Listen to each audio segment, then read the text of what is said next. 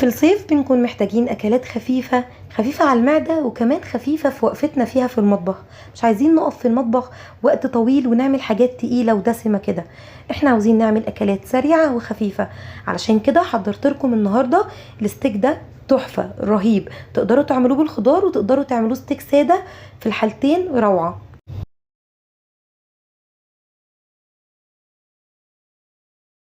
زي ما انتوا شايفين انا استخدمت قطع لحمة من الفيليتو. تمام، انا هعمل 4 قطع. بقول للجزار انا عاوزة حتة فليتو مثلا نص كيلو كيلو، وتقسميها على حسب استخدامك. وهو بيدقها لك دقة بسيطة جدا، يعني مش عايزاها دقة رفيعة قوي زي بتاعة البفتيك، انا عاوزاها دقة بسيطة خالص. تمام. هبدأ ان انا اشوح اللحمة دي في طاسة سخنة جدا جدا، من غير اي دهون، لا زيت ولا سمنة ولا زبدة. هنزل بقطعة الستيك من غير اي دهون خالص، وزي ما انتم شايفين بتتحمر وبتتشوح بسهولة جدا. طبعا رشيت عليها رشة من الفلفل الاسود زي ما شفتوا، وبدأت ان انا اقلبها على الناحية التانية.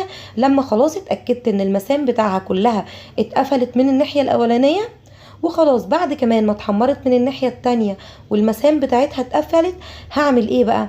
عندي زبدة. الزبدة بقى كميتها زي ما تحبوا، كل ما تكتروا كل ما تبقى احسن، لاني اول مرة عملتها للولاد مش بكمية زبدة كتيرة، بقوا يقولوا لي طعم الزبدة نفسه حلو، عاوزين يغمسوا قطعة الستيك نفسها في الزبدة، بتدي طعم رهيب. كمان بقى عندي زعتر وروزماري فريش. انا مش عايزة استخدم في الوصفة دي الزعتر والروزماري اللي هم المفرومين اللي بنجيبهم من العطار. انا بجيب الاطباق اللي انا جايباها من فتح الله دي، وبحطها في الفريزر وبطلع منها وقت ما انا عاوزة. وكل ما كانت فريش اكتر كل ما كانت احلى احلى.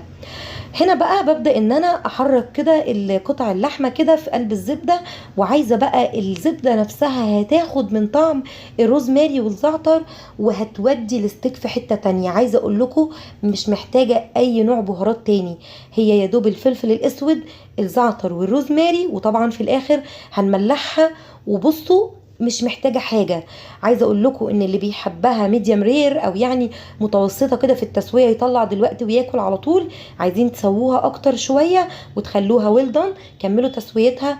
عاوزين تحطوا خضار زي ما انا هعمل دلوقتي، اعملوا. انا اول مرة عملتها من غير خضار، تاني مرة عشان مش عاوزة اعمل جنبها اكل، فيعني اقصد رز ولا مكرونة ولا كده، فعملتها بالخضار. هنا بقى في الوقت ده هي خلاص استوت، وزي ما قلت لكم تقدروا تاكلوها. فانا بقى رشتها رشه ملح كده زي ما تحبوا، رشه بسيطه خالص علشان نحافظ على طعم اللحمه نفسه. زي ما انتم شايفين احنا مش حاطين اي بهارات ولا اي حاجه تغطلنا على طعم اللحمه، فهتاكلوا قطعه ستيك رهيبه رهيبه بجد.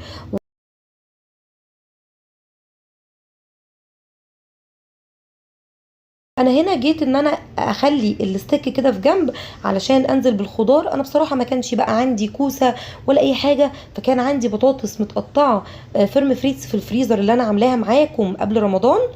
وكان وعندي جزر، قطعت جزرتين برضو صوابع كده شبه البطاطس اللي انا عاملاها متخزنه في الفريزر، فنزلت بيهم عشان بقى ناكلها بعيش وبس كده شكرا وخلاص. او حتى اصلا للي مش بياكل عيش يا دوب هياكل الجزر والبطاطس بالشوكه وقطع اللحمه. والله عاوزين تعملوا رز، عاوزين تعملوا مكرونه، زي ما تحبوا. على فكرة ان الكهرباء كانت قطعت لو لاحظتوا، وجت عليا دلوقتي، يعني هتلاقوا فرق الاضاءة اختلف. وكمان مسكت التليفون بايدي لان خلاص الرينج لايت كانت طفت، ومش هعرف ان انا اصور غير بالكشاف بتاع الموبايل.